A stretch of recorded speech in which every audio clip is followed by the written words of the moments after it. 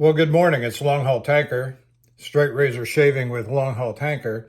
And I'm going to do something a little bit different today. It's going to be perhaps even a longer video than usual. But I've decided for this morning, what I'm going to do is I'm going to kind of take you through from start to finish my shaving process, from stropping to shaving to cleanup, which will involve another stropping session at the end. So this is kind of a start to finish, yes, longer than usual video, but the razors I'm going to be stropping up here for my shave this morning, I'm going to continue in the little bit of the same vein that some of me and my friends' videos have been along the line of, and that is Arkansas versus Coticule. And what I have here in my hand right now is the Dovo Facharbeit, and I'll introduce it again later at the shave. But this was originally honed up by Jared on a convex edge, and earlier this year when I bought the razor, I've kind of grown weary of the convex edge and reset the bevel, reset the edge on an Arkansas flat stone, flat honing, and I've got my Kaneyama 80,000 with the canvas web piece, and the backside is the suede. And I don't use the canvas here very much because I have a very nice, I say canvas, linen. I have a very nice, what is that? Straight razor design, English bridle with just a beautiful linen back here. And that's my go-to for linen right there. So I hardly ever use this linen, but I'll just put a few strokes on it here this morning while I'm getting started. And I count strokes and then divide by 2. I haven't even started counting, but I'm just not going to do that very many. So, and I know some of the guys, particularly Martin Test Shave, says that he has done some sort of work to soften this material. That's all I'm going to do on that. And now we've got the suede.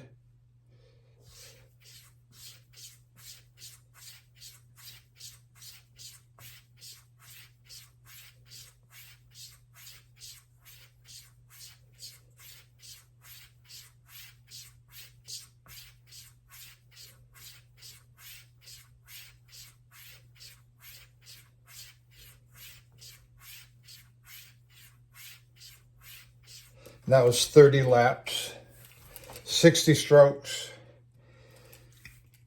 30 laps.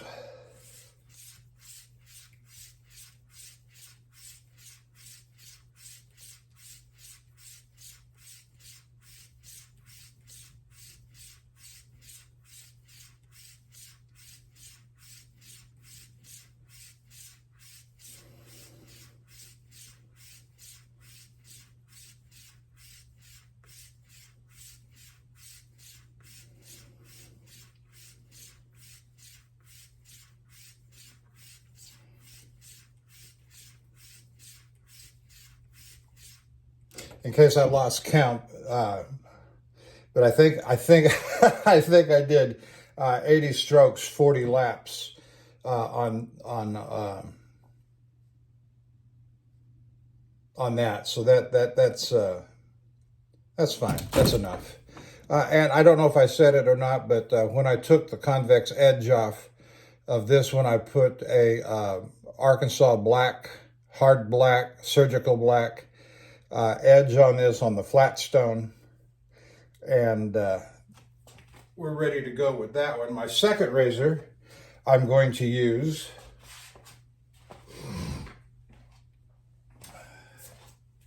in our side-by-side comparison is a Sheffield Taylor Eyewitness, mint condition, 6/8 round point. And I've used this several times on video.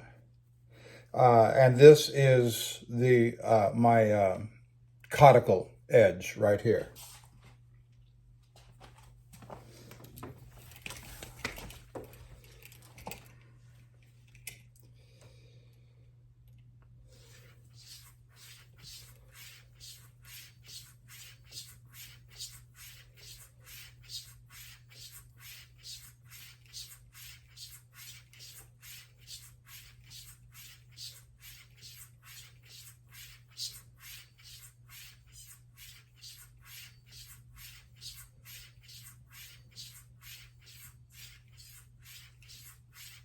All right, 60 strokes, 30 laps.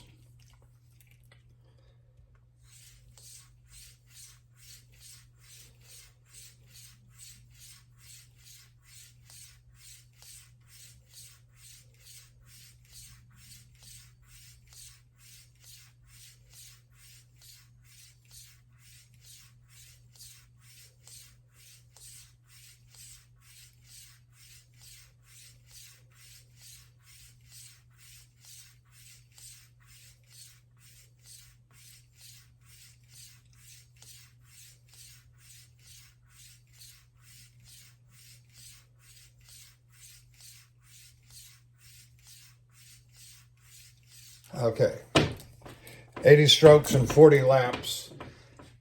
And I usually, now let me say this. These are my two home strops. These are my two very best strops, straight razor design, English bridle, and the Kaneyama 80,000 Cordovan. And I have a series of other strops that I carry with me in my travel bag for the truck, but I try to keep things in a very organized manner when I'm in the truck, which kind of carries over when I'm at home as well. Because I don't have a lot of time to waste when I'm in the truck. I'm getting everything ready to go shave and shower in the truck stop. And so I've got a... I think it's a Illinois strop company, number 361, piece of genuine leather, on which I put 60 strokes and 30 laps. I have a straight razor design Latigo, red Latigo, again, 60 strokes, 30 laps. And then I have a Duke City buffalo hide, which is very slick, almost as slick, not quite as slick as the Kaneyama. And I put 80 to 100 on, and so I use the different strops in the truck. And what I'm going to use now is the straight razor design English bridle. I got my gold dollar razor that I'll use for my head shave.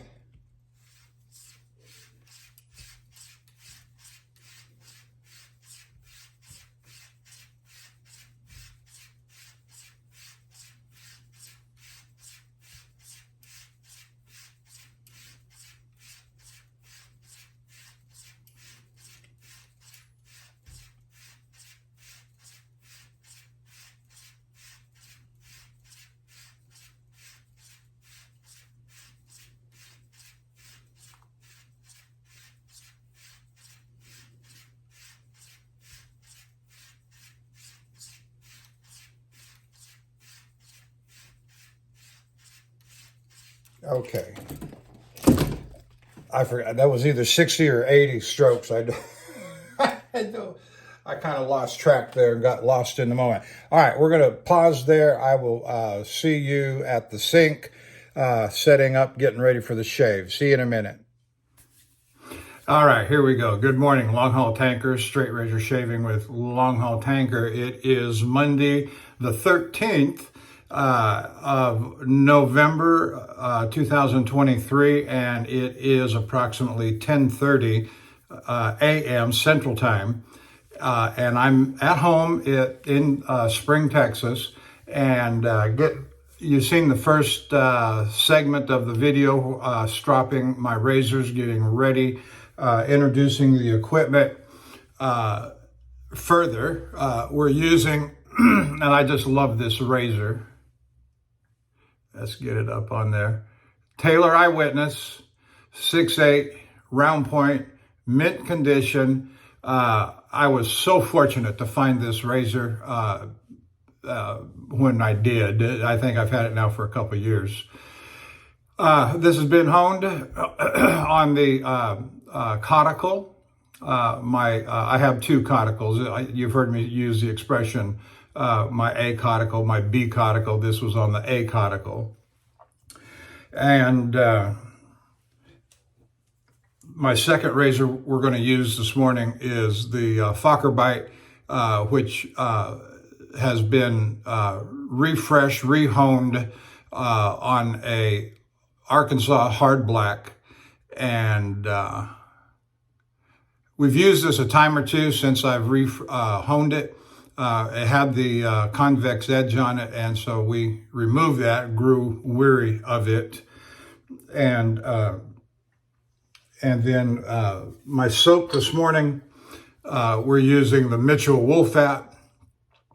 Lovely soap, just love that soap.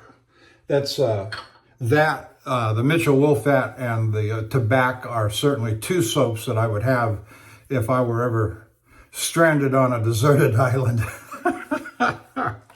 Reliable. My brush this morning is the Simpson Chubby 3 Manchurian, what's that say? Manchurian Badger. And excellent. It's got a faux horn acrylic handle on it. And let's get going. No shave this morning, or no shower, that is. No shower, so I'm starting from scratch, starting from dry.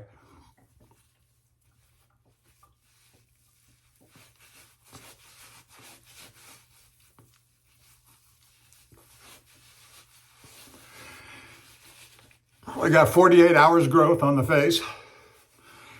Is that right? Is that right? Maybe a little more. Let me think. I came home, I guess my last shave was Friday. No, I did do a shave Saturday morning. I don't remember. But within the last 48 to 72 hours.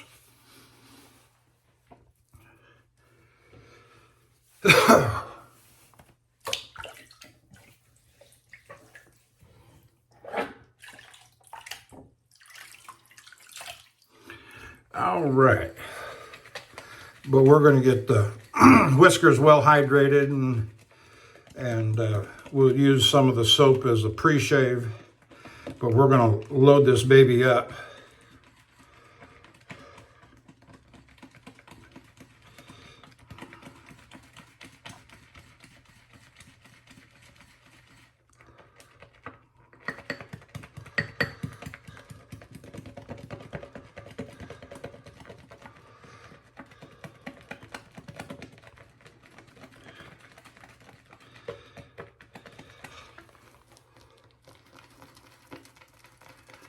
Load it up good.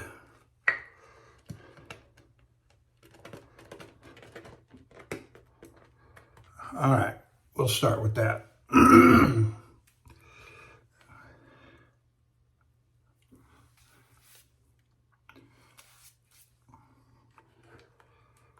And we'll give a good rub down on the face with the lather and let it soak and work it in and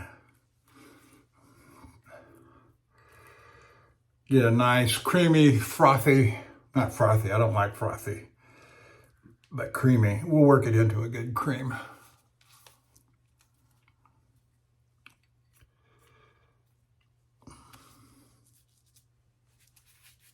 Okay.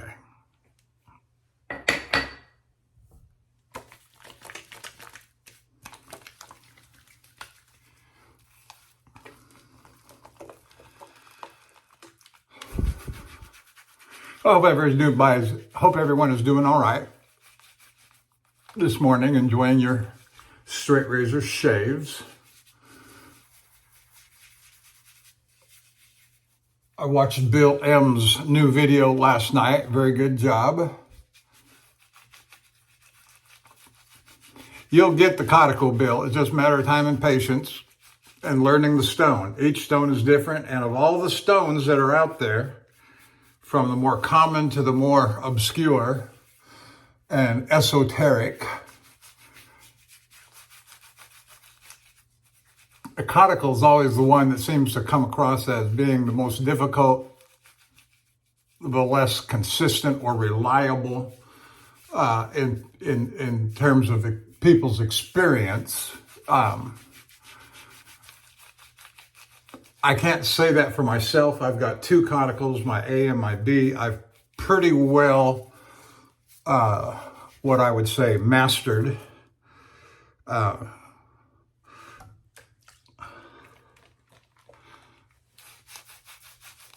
my A Coticule, and I just haven't given enough time to my B Coticule.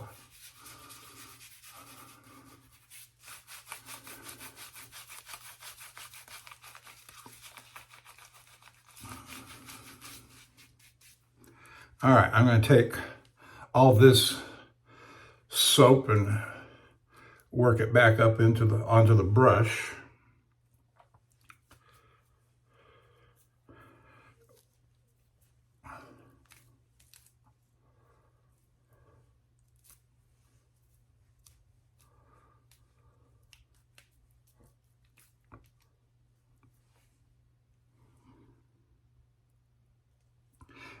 And that's about as good as I can do.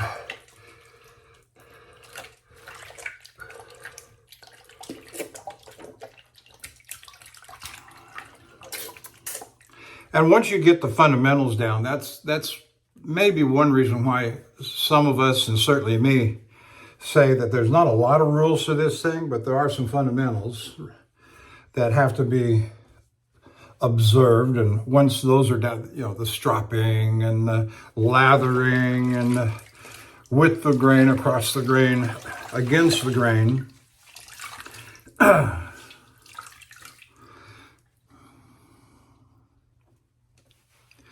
once those are mastered, there's just not a whole lot of rules to straight razor shaving. The big one is don't cut yourself. I'd say that's a pretty good rule.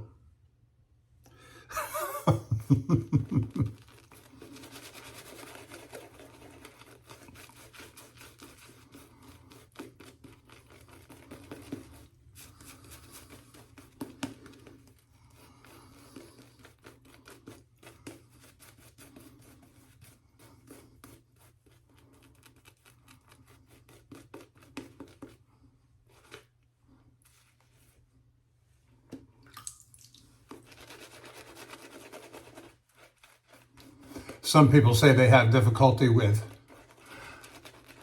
lathering the Mitchell's wool fat. I've never found that to be a problem for me. Even going into, as a truck driver on the road, going into the different truck stops all across this country and Canada, and the different water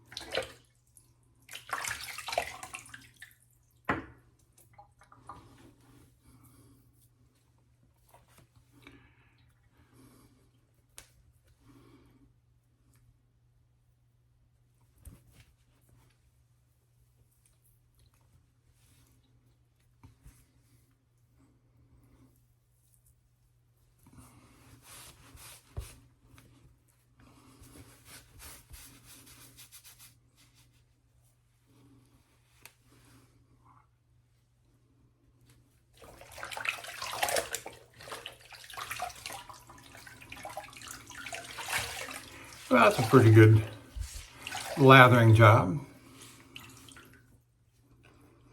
Yeah, I like all the lanolin and the natural scent that comes off.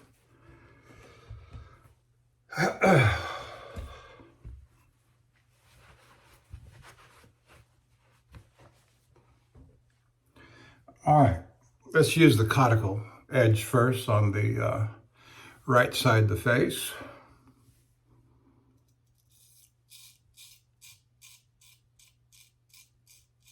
First strokes feel real good.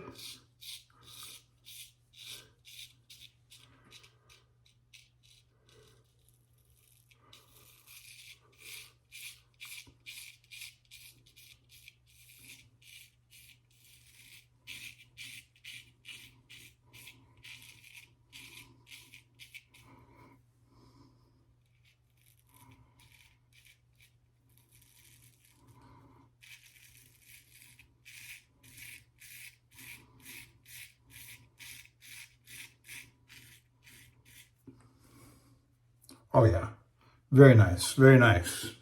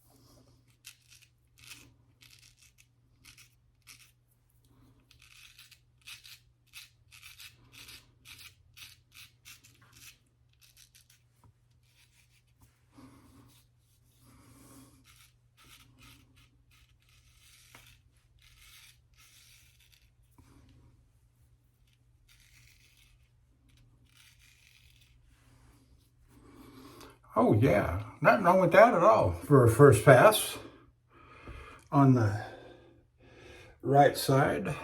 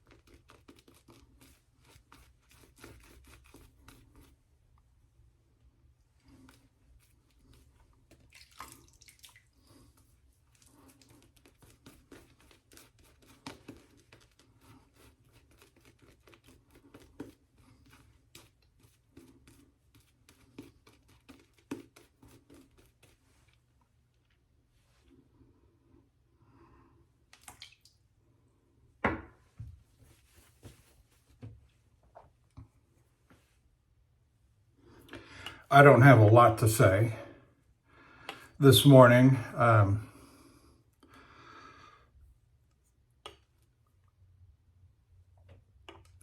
give a shout out this morning to my fellow shavers that I appreciate. Martin Test Shaves, and Jock at Dapper Shaves, and Bill M., Gordon Christie, and Matt at Lukey 3262. Oh, I knew it. There was a glob somewhere.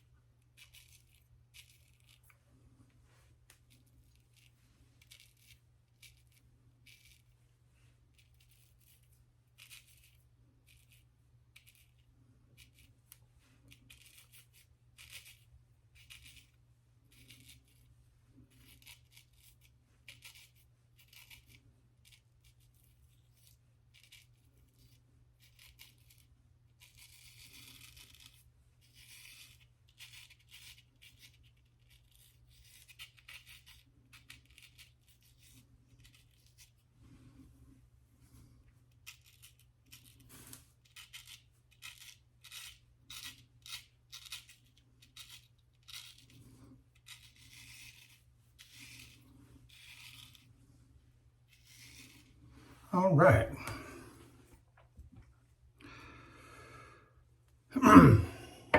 Oh, one of the things I think I neglected to mention about my trip out to Nevada and back was delivery was on Monday of last week, Monday morning, early. It was, what was it, 0600? And they had me done and out of there by 8:30. And so it was a good, easy peasy unload, nothing for the driver to do, as is becoming more and more the case, that the driver is not responsible for the unloading on the customer's property, which is a good thing in my opinion, due to liability and so forth, and that really speaks to the real work of the driver, which is driving, not loading and unloading the trailer. Now, there's the exception in my experience, and the longer loads always tend to be more that way. The driver's job is to drive, not to load and unload.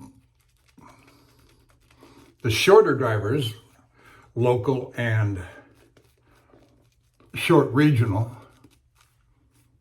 And so from Houston, short regional would be, you know, even as far as Iowa, Missouri, you know, a day and a half drive out of Houston. The driver is more apt to be in charge of or responsible for the unloading in particular. Less so around Houston, the loading, especially if it's a hazmat placarded product. But, so they got me unloaded and I scooted out of there. I still had plenty of hours. I just started my day when I got to the plant, because I was about 2 miles from the plant when I parked at the Love's truck stop at Fernley, Nevada.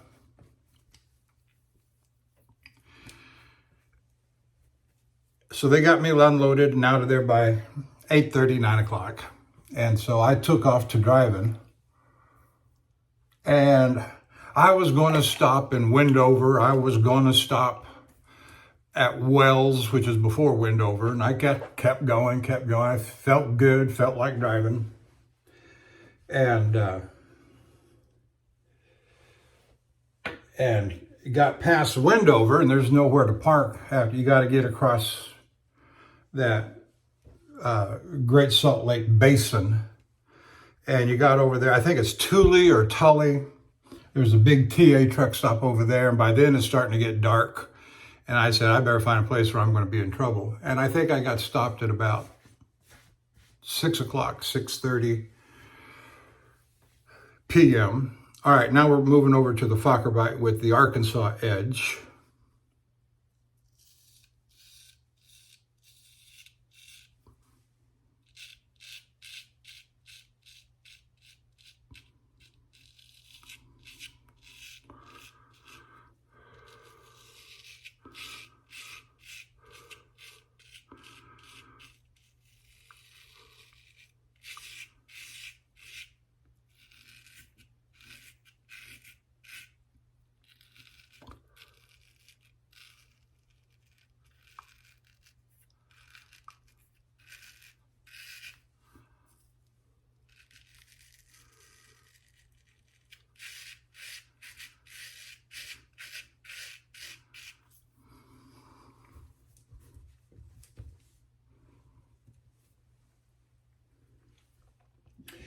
And the next morning, Tuesday morning, I wanted to get ahead of the Salt Lake City rush hour traffic in the morning. So I left early, about 5 o'clock, 4:30, 5 o'clock. And there was still some traffic, but it was still, you get over there to the west side, you pick up the Utah Highway 201, I think it is, and cut across it. I-80, 201, 201 eastbound across Salt Lake City, get to the far east side, and it rejoins Interstate 80 and goes straight up into the mountains toward Park City. And as soon as we began that ascent, traffic flow, began that ascent,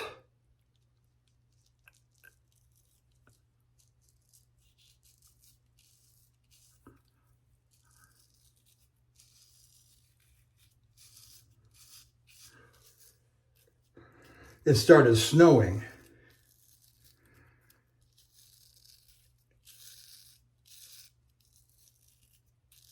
Got through Park City. And if you're familiar with I-80 over that way, it starts going into these series of curves. And you're making your way up to the interstate split between I-80 and I-84 that goes on up to the Idaho and Pacific Northwest. And by the time we got there, the traffic flow, I refer, just beautiful, just absolutely beautiful. I'm going to give a slight edge to to the Facharbeit with the Arkansas Edge for crispness.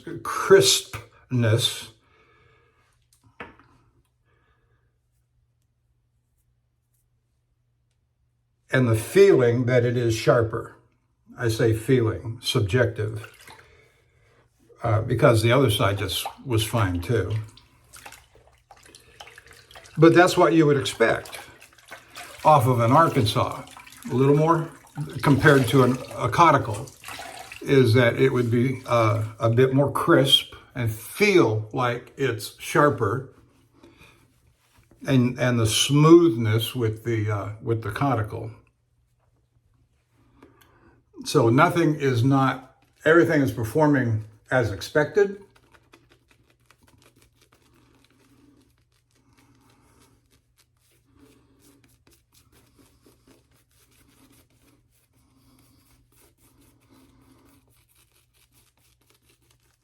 And so by the time we got up there to that I-84 split, where I-80 turns to the east, headed toward Evanston, Wyoming, and points east, Cheyenne eventually. By the time we got to that split, it was a downright blizzard. It was coming down. The trucks were slowing down to 30 miles an hour, not just on the inclines either. And I'm not exactly what you would call a mountain driver or a Western States driver, except I have driven Western States a lot, going to Calgary and Portland, Oregon, and other such places, and in winter, and in snow, and in ice. And so I'm not without experience, but I don't drive them every day like some of the local guys do around there. But what I've learned over the years in driving in snow and ice, first thing to check is your outside temperature. And of course, this is an early snowfall, and the temperature never dropped below 35 degrees, so actual freezing conditions did not exist. So I just maintained speed at best I could at 65 miles an hour and I had no problem. And you know, you just gotta trust your instincts, trust your ability, and go.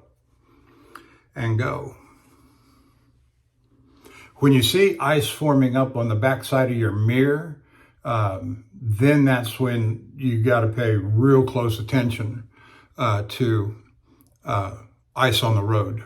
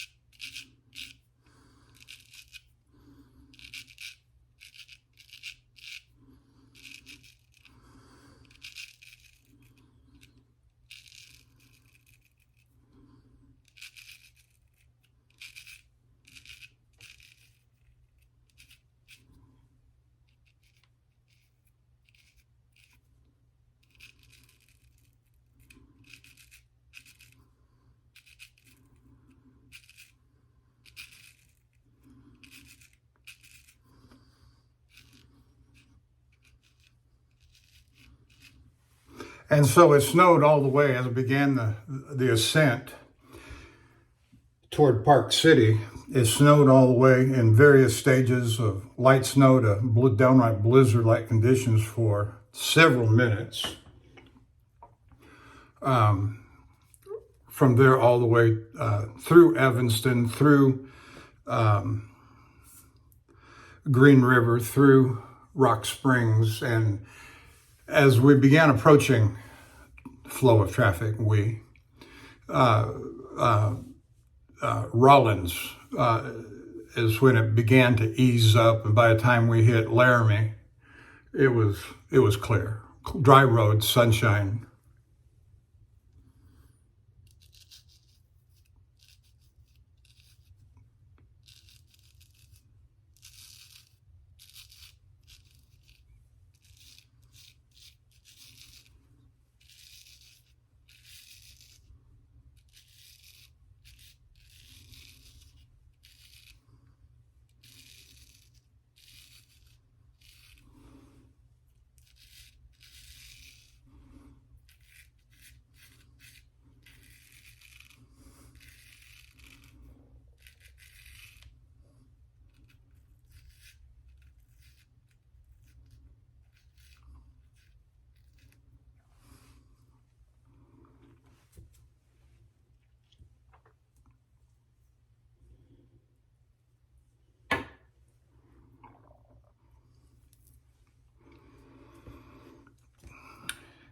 And so that was my first snowfall, blizzard, cold temperature experience for the season, in high altitude, of course.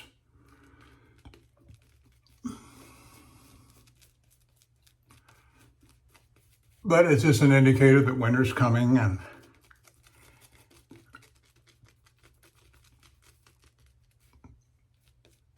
and be prepared. Wear the wool socks, wear the extra layer of undergarments.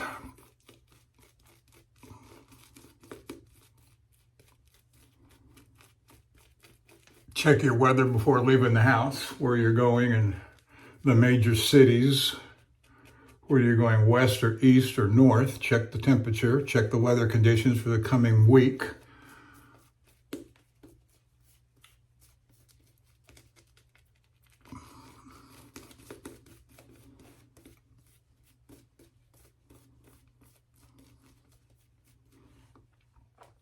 And prepare accordingly. But it's always fun. I mean, I don't care what anybody says, the real test of a truck driver is how well he drives in winter conditions. And a lot of our guys out of Houston won't drive past a certain point. A lot of people will say that during winter they won't drive north of I-40. Come on. But that's, they'll say, well, how was the trip? And I'll say, it was sporting.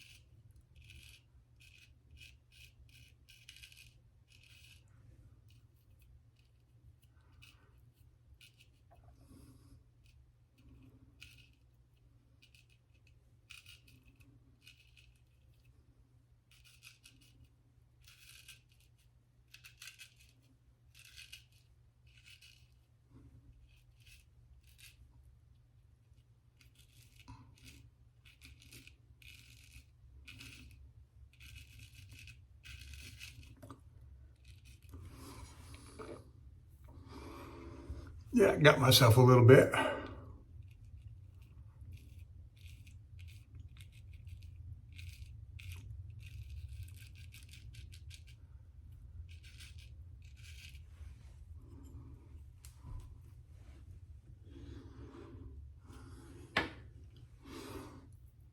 But not too bad.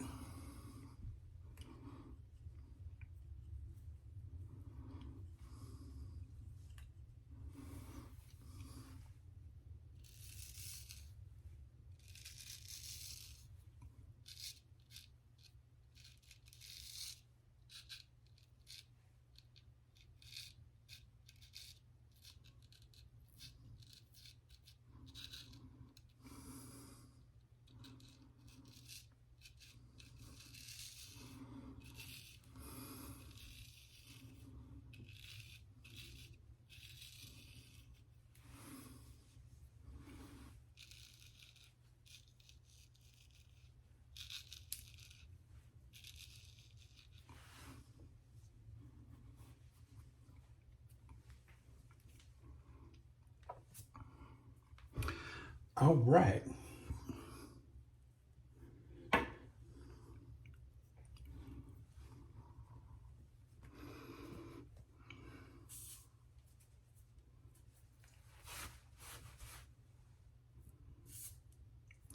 Something I'll say about the Coticule also is that it tends to be a bit more forgiving. With the Coticule, I probably wouldn't have gotten that little nick right there. But I speculate. All right, let's go back over to the Sheffield.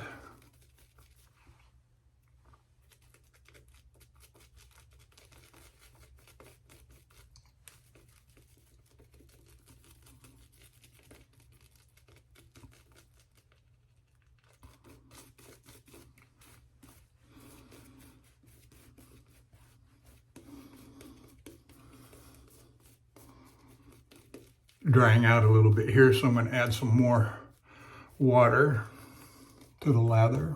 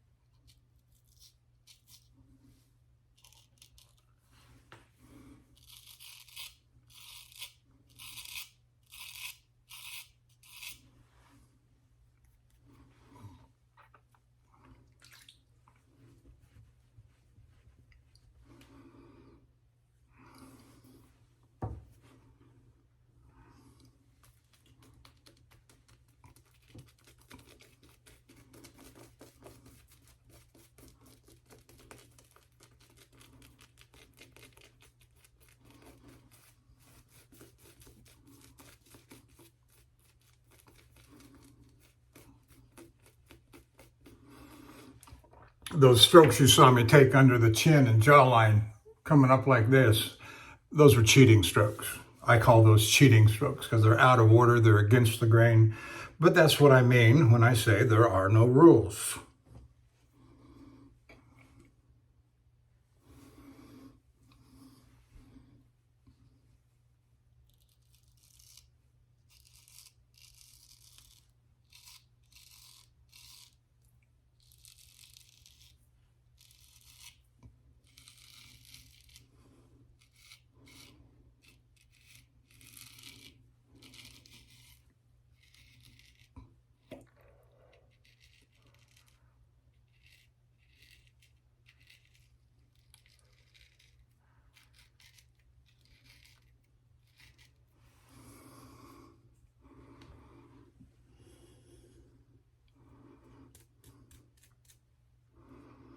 If you find a stroke that works for you, by all means, use it.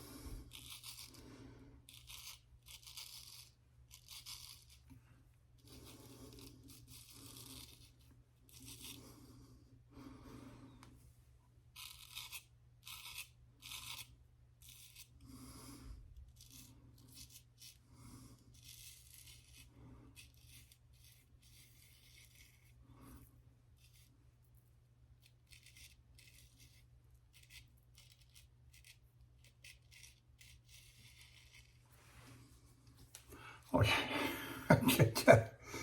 you know, it's going to be hard pressed to say which one is better, which is a subjective term, this one or that one. Are they both doing as expected? Yeah, they sure are. And they're both sharp in their own way.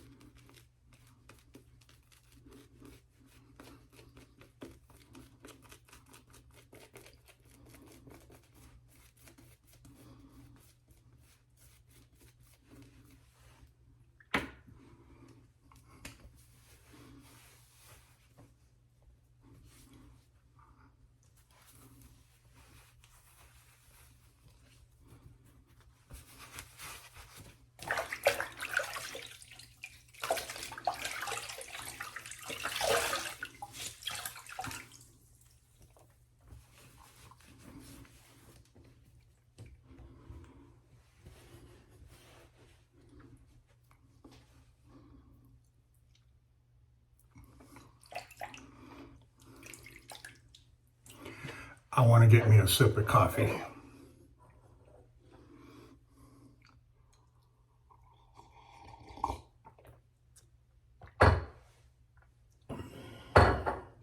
Yeah, a second one.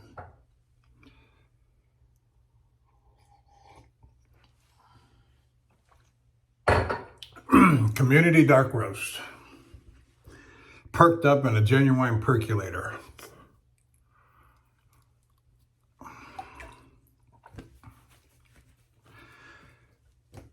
I just bought the percolator a few weeks ago.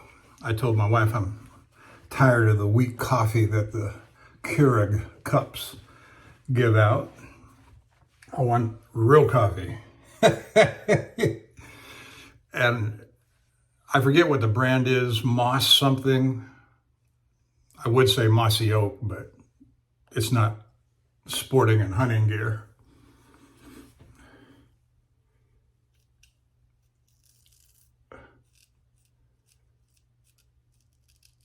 Of the percolator I'm talking about.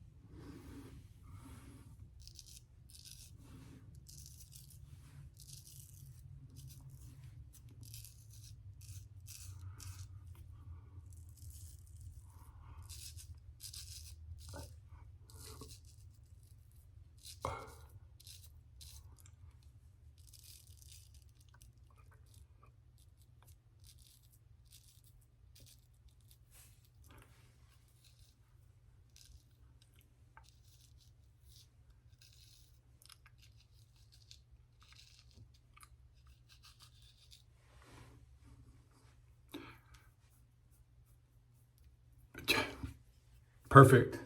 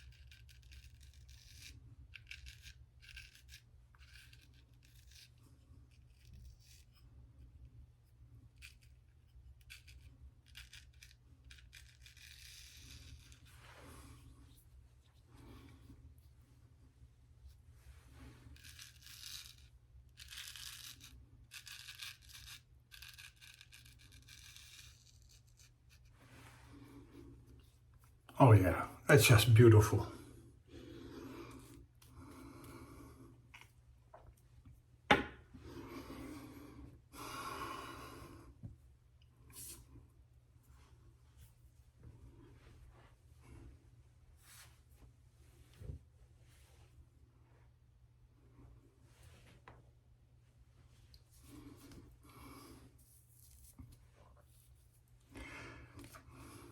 Another sip of coffee, please.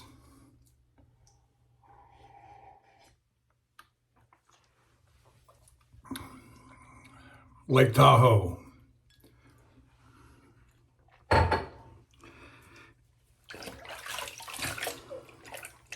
You go back to September, October last year, you'll see my video from the balcony of the hotel. Outside, freezing temperatures, snowing. It was a stunt shave is what it was, but no mirror, no, well, I did have hot water because I put it in the ice bucket.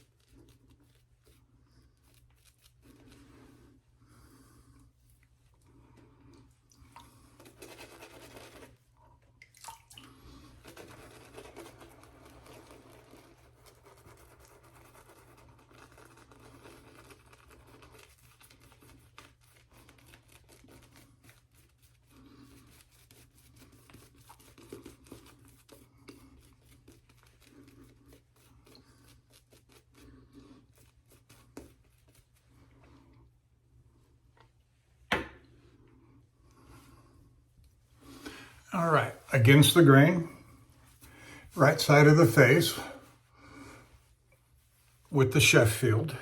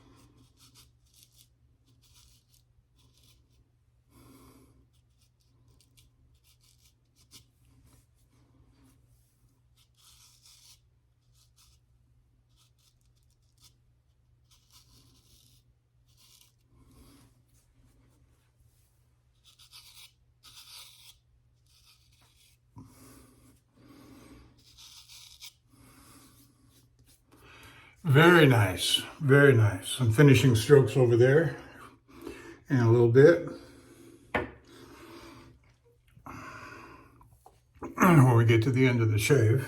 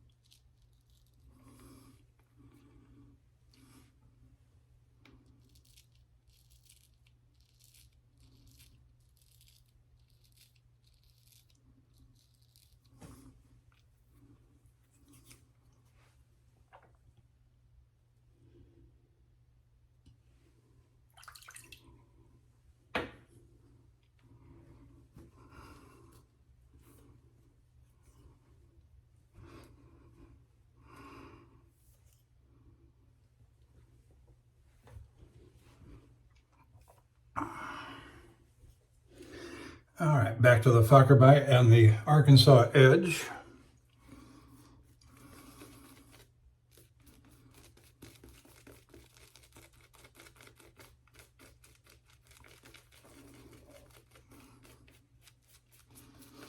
And remember my other rule, if it's not bleeding at the end of the shave, it didn't count.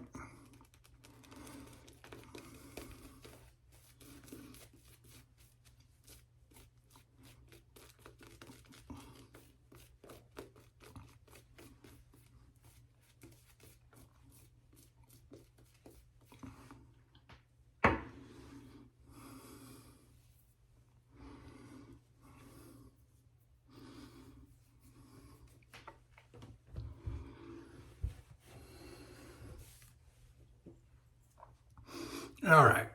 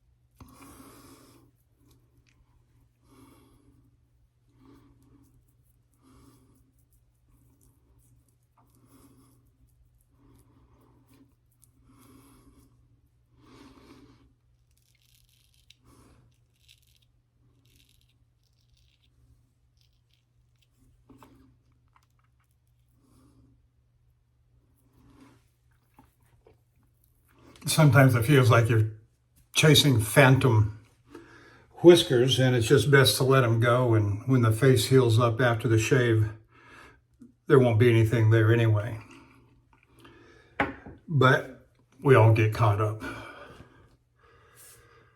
in chasing the whiskers, especially on the Fool's Pass.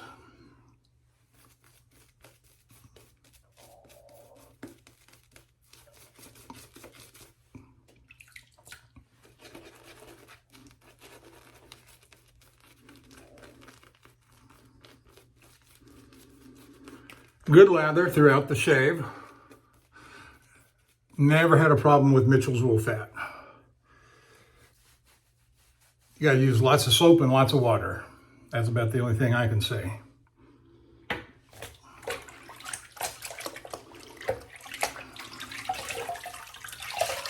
And whip it good.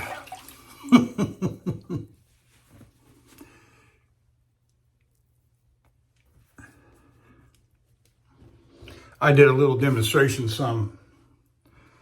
earlier this year, I think it was. Different styles of brushes, boar, synthetic, horse, bristles, and they all work the same.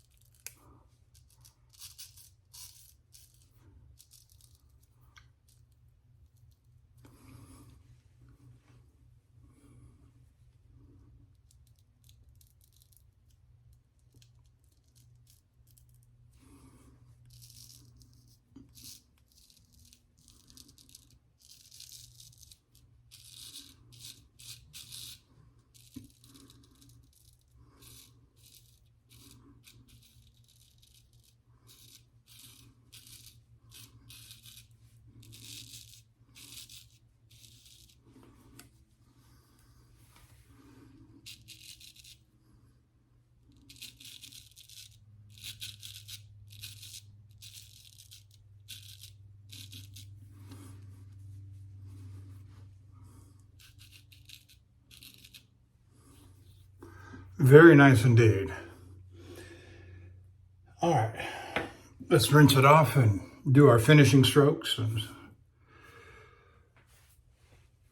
keep talking. Keep talking.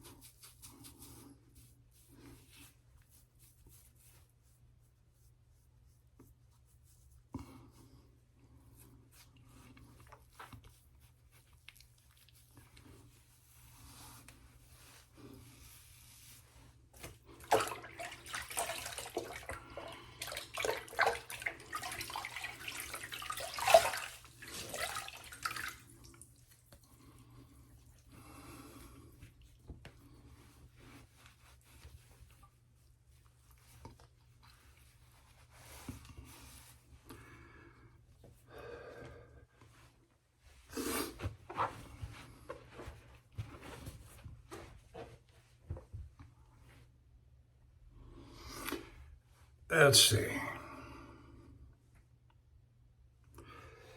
We'll finish off with the Sheffield. Although the wiser course might be to go a little crisper with the Arkansas Facharbeit on the finishing strokes, but we'll just see.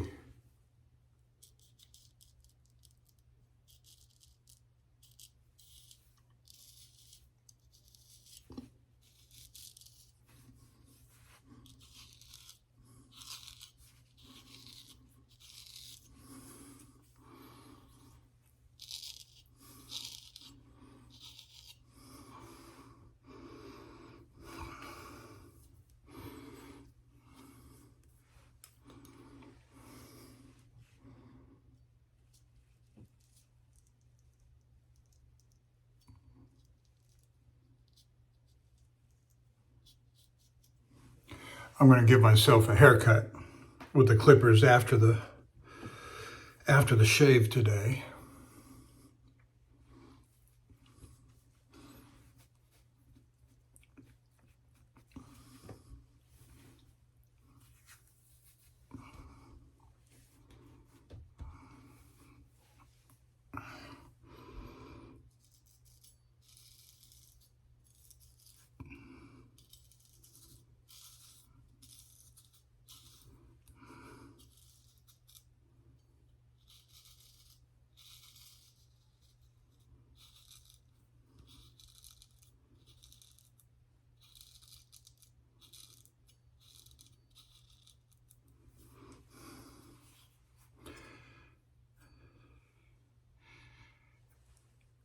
Right there. Right there. So the finishing strokes do provide some value. Oh yeah, just wonderful.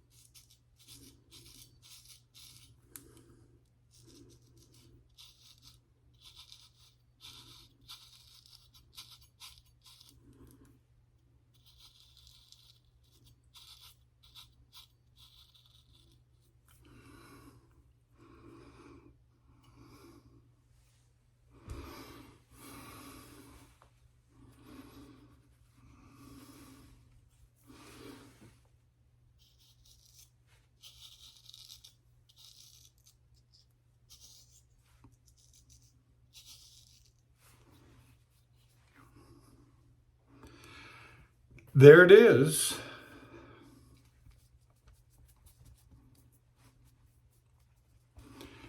Yeah, I'm satisfied with that. And each razor performed as you would expect it to.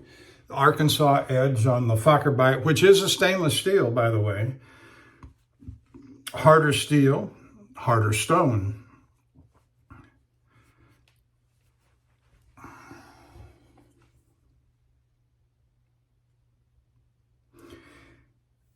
All right, let me wipe that one more time. I see a spot that I don't want to stay. I'll do a more thorough clean in my post-shave cleanup, which we will record. All right, we're going to go to the Gold Dollar to do a head shave.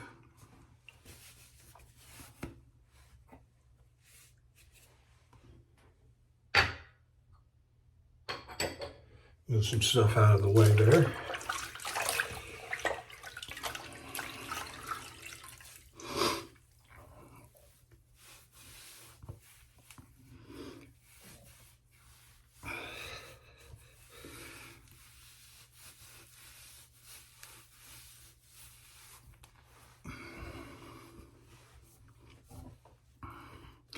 And I have several Gold Dollars and that other brand from the truck stops that are Gold Dollar knockoffs.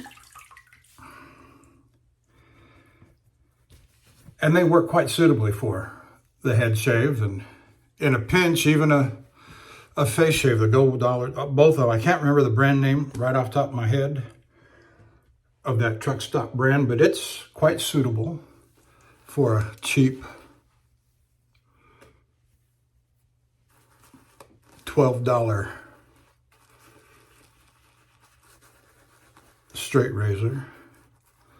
And the steel is what you would expect from a Gold Dollar. But they hone up just fine, and you can learn to hone on them, learn to shave on them if that's your budget point. That's how I did it. I see on the forums from time to time when I'm snooping that that's how others are learning to shave with a straight razor and hone with a straight razor, which, you know, I've always been an advocate of if you're going to learn to straight razor shave, you've got to learn to hone. So pick the skills up at the same time. There's no reason not to. Don't let anybody tell you that, oh, it's too hard, or it's a different skill set, or blah, blah, blah, blah, blah, blah, blah. That's one of those things of not following the rules. Do what you want to do. There is no set order. There is no reason. Now, if you're going into restoration work, and which I never did. I've done a little light sanding. I've done and that's about it. Light sanding, and I do have a couple of razors that have wonky geometry. One of them is a Wade and Butcher that's got a bow in it. It's slight, but it's there. You can see it. You've got to contend with it, but nothing that a rolling X stroke won't take care of.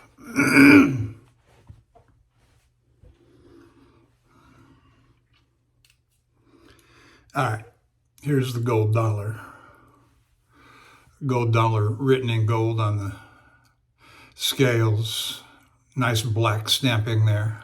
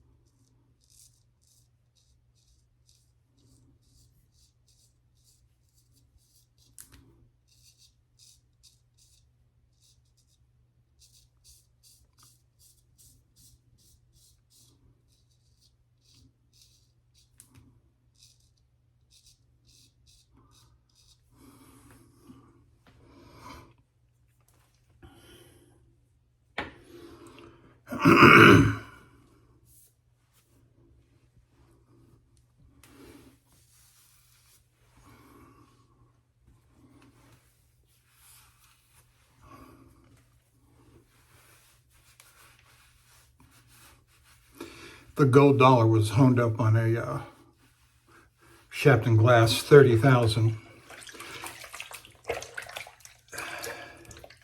as are all of my gold dollars except one. I've got one honed up on a Coticule, and then those truck stop brands, I've got them honed up variously on the hard black Arkansas and the translucent Norton. All right, you've heard me say on many occasions after I do a haircut with the clippers that I don't worry too much about getting the lines straight because I can't see the hair. Well, now that the hair's grown out fairly, that's why I'm going to do a haircut later, you can see the hairline. And that's, I'm changing my order of routine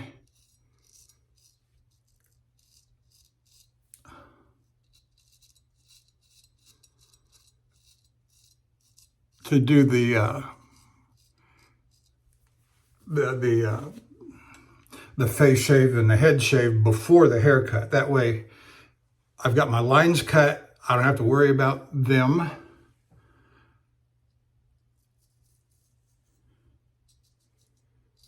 And then I can come back with the haircut after the head shave. I don't know if you can see what I'm doing. I'm not looking at the camera, I'm looking at my head in the mirror.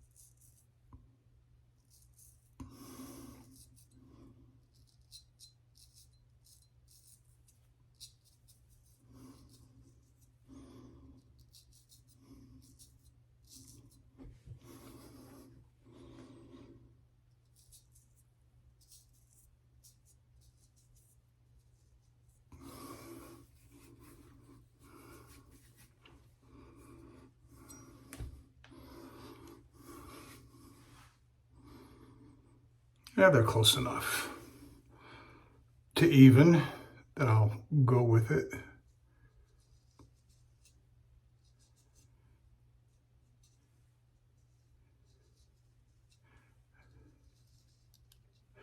This against the grain pass mostly is for exfoliation purposes. And I'll show you in a little bit.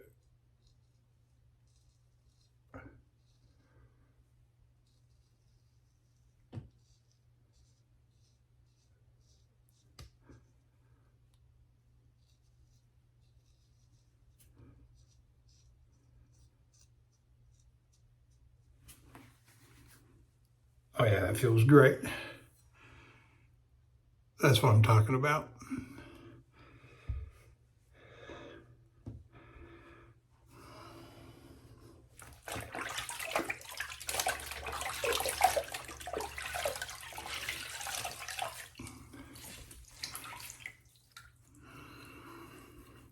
Going a little long today on the shave segment, and it's going to be even longer when I add on the strapping and post-shave cleanup following my routine. I'm even going to use a little lather on the back of my neck, which I sometimes do and I sometimes don't. But I'm at home. I'm relaxed. I'm not worried about anybody barging in on me, as I might be at the truck stops. And so, you know, we're just going to do our thing. And if you're sticking with me or watching it in segments, I don't much care. I appreciate you staying with me and watching as much or as little as you want. Ah.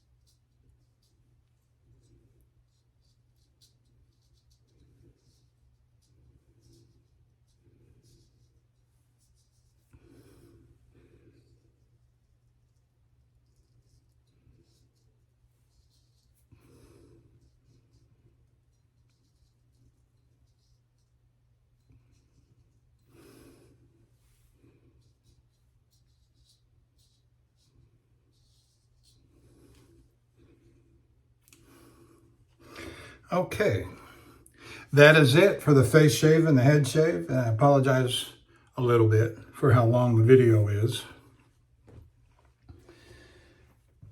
But I will come back in a few minutes with the post-shave cleanup. Well, you know what? I could put the alum block on if you all want to see that in the Thayers.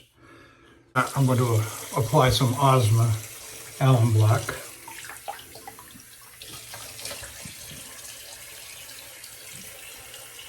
And now that the weather's cooled down some here in Texas, I've got cold water. I've got real cold water. A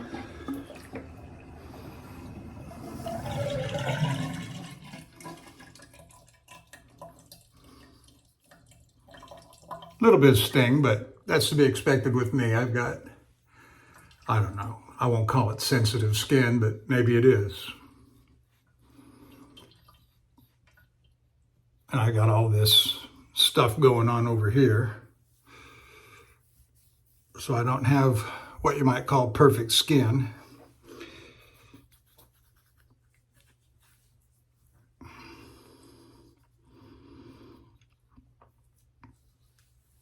Now, I never put my hands with alum on my razors. They will leave an alum stain on the steel, And so I know a lot of people recommend using alum for grip on the skin while you're shaving. Don't do it, because you'll take your $500 razor or your custom $1,000 razor and you'll end up with a alum stain, and they don't come off. They do not come off. And you kick yourself and you'll go crying, sinking your head into your pillow. Why did I do that? Do not put your alum fingers on your razor. Do not use alum for stretching the skin while you're shaving, because it gives you grip. It does give you grip. That is true. But it will stain your razor. Now, if you want to take a cheap gold dollar and give it an experiment, and you don't care about a little stain on there, go right ahead. All right, we'll let that run because I need it to wash out my stuff here. And we'll go ahead and splash on some Thayer's lavender.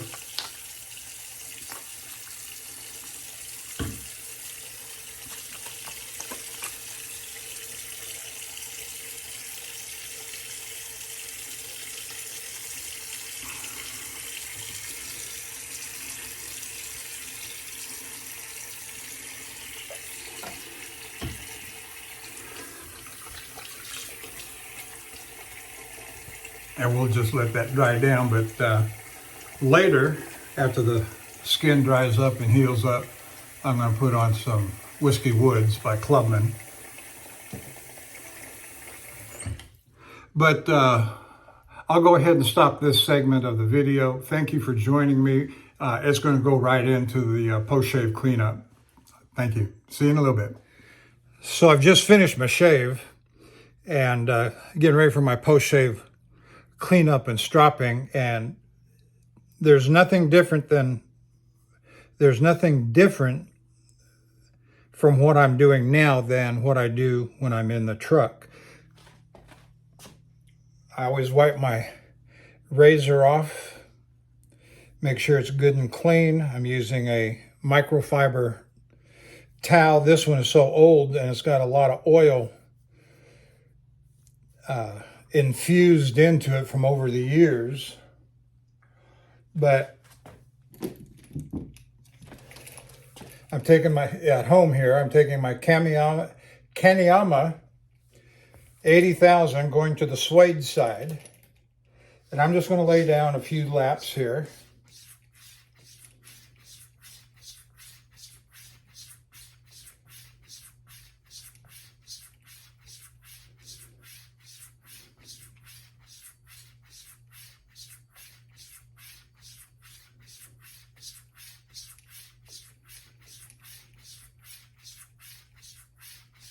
So that was 60 strokes, 30 laps on the suede.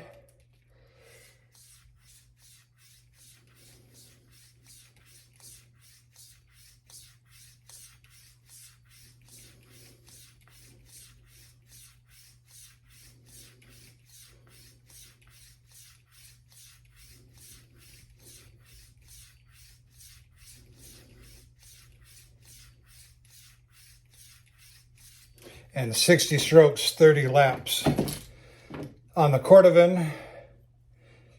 Set that aside for a second. So that's done, other than applying the oil. I always apply oil. This is the Facharbeit.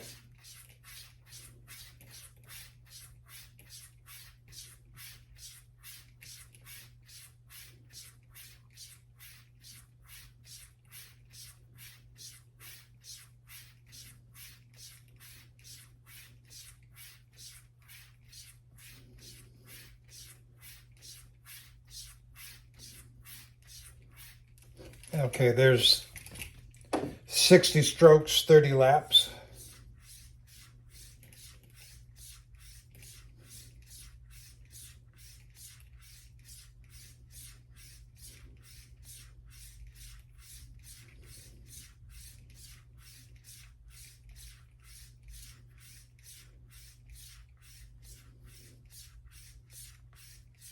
And 60 strokes, 30 laps.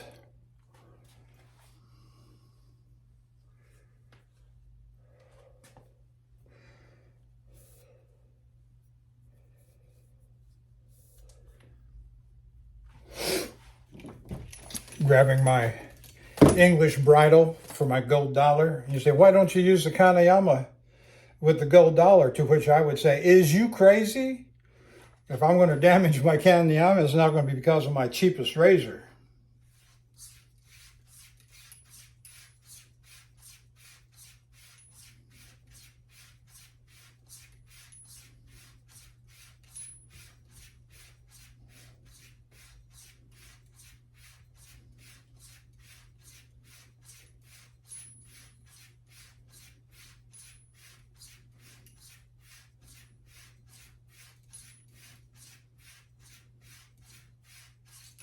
Well, I lost count of my strokes, but that's probably in the neighborhood of 60 strokes, 30 laps.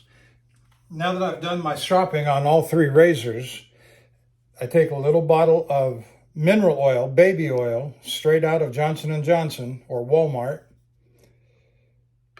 And I just put a couple little drops there.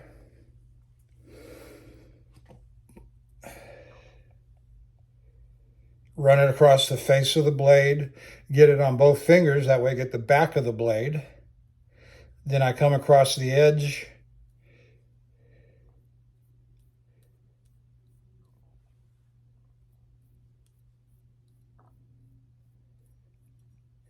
Get the tip, get the spine, drag all the way down on the face of the blade, spin on the tang. Get the back end there, get the little bit on the pivot, on the rivet, and close it up. Do the same.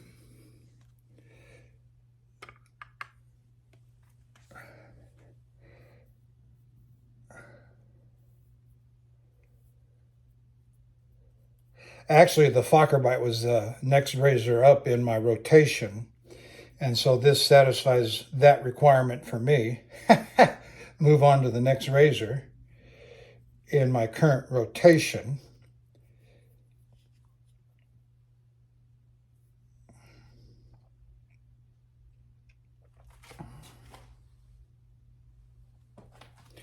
Here's the Sheffield, Taylor Eyewitness. I love this razor. I love the fact that it takes a conical edge so very well.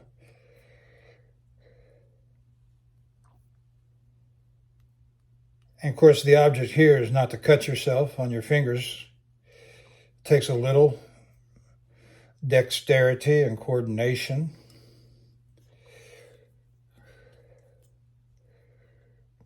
And that's it. They go into my leather roll-up that I have for them, and that's it. I've got nothing else to... That's it. That's my regular routine, both in the truck and out of truck. When I'm done with that stage right there, that's when I start packing everything up, put it back in my travel bag, and call it a night and get ready for dinner. And so, thank you for staying with me. I know it's been a long video. Probably when all the pieces are put together, it's going to end up being over 2 hours. But, you know, okay, it is what it is. Thank you for staying with me. Long Haul Tanker here. And I will see you down the road.